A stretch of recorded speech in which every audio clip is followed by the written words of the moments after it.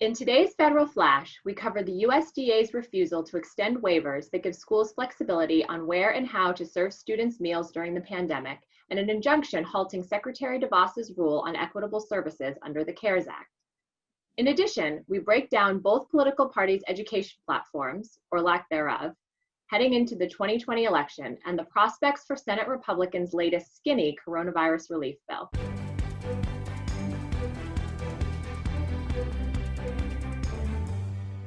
Hi, I'm Lindsay Dworkin, and I'm joined by Ziyu Zhao. Let's begin with school meals. Ziyu?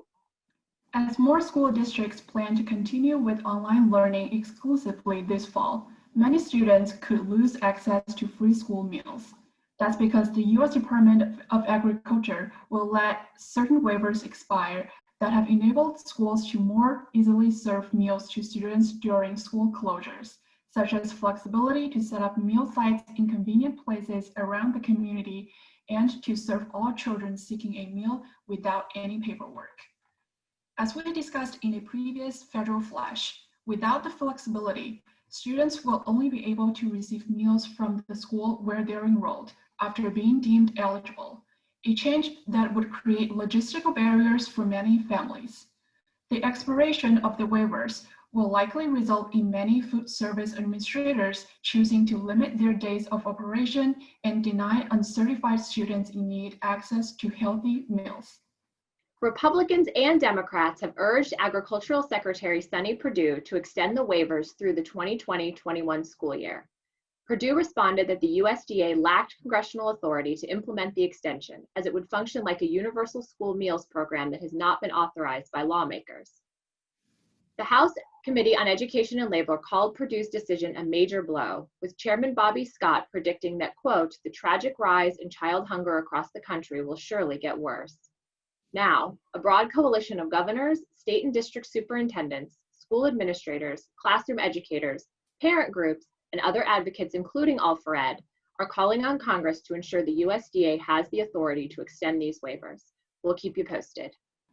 Last week, a Washington state judge issued an injunction to stop Secretary DeVos's rule on providing equitable services to private school students under the CARES Act.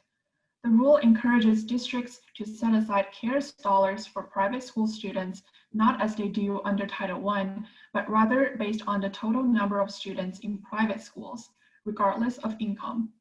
This interpretation received bipartisan criticism that it ran afoul of the law. U.S. District Court Judge Barbara J. Rothstein agreed, finding that the department subverted congressional intent and hurt students most affected by the pandemic. She also questioned whether Secretary DeVos had the authority to condition CARES Act funds in this manner. However, this is not the only lawsuit challenging the equitable services rule, and attorneys for the Education Department are arguing in a separate case that the injunction only applies to schools in Washington state.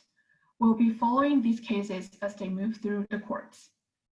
At last week's Democratic National Convention, the Democratic Party officially adopted its 2020 platform, including tripling Title I funding for disadvantaged students, supporting universal pre-K, and promoting school integration. In addition, the platform champions diversifying the teacher workforce and increasing educator pay and benefits. It also supports measures to increase accountability for charter schools and advocate for moving away from, quote, high-stakes testing, ideas that align with teachers' unions' policy preferences, but are at odds with many civil rights groups and other reform-minded advocates who support charters, accountability, and transparent reporting on student achievement. Meanwhile, the Republican Party is not adopting a platform at its convention, instead carrying forward its platform from 2016. President Trump did release a second-term agenda with just 2 education priorities: providing school choice to all students and teaching, quote, American exceptionalism. Over on Capitol Hill, Senate Republicans floated a smaller coronavirus relief package amid the impasse in negotiations between the White House and top Democratic leaders. In addition to much-needed funding for the U.S. Postal Service, the so-called skinny relief bill maintains most of the education provisions from Republicans' more comprehensive $1 trillion HEALS Act. The GOP is not budging from using federal relief funds to incentivize schools to reopen for in-person instruction this fall, despite the fact that school has already begun in many parts of the country and several school districts offering in-person options have been forced to change their plans after COVID-19 outbreaks. Democratic lawmakers have already dismissed the idea of a narrow coronavirus relief package, insisting on comprehensive legislation to address the severity of the pandemic. We'll keep you posted on the negotiations as members of Congress return to DC after Labor Day.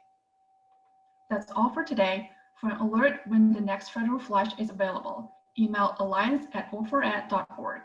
Thanks for watching. Federal Flash is the Alliance for Excellent Education's video series on important developments in education policy in Washington, D.C. Watch online at all4ed.org/federalflash, subscribe to our YouTube channel, or listen to Federal Flash wherever you get your podcasts.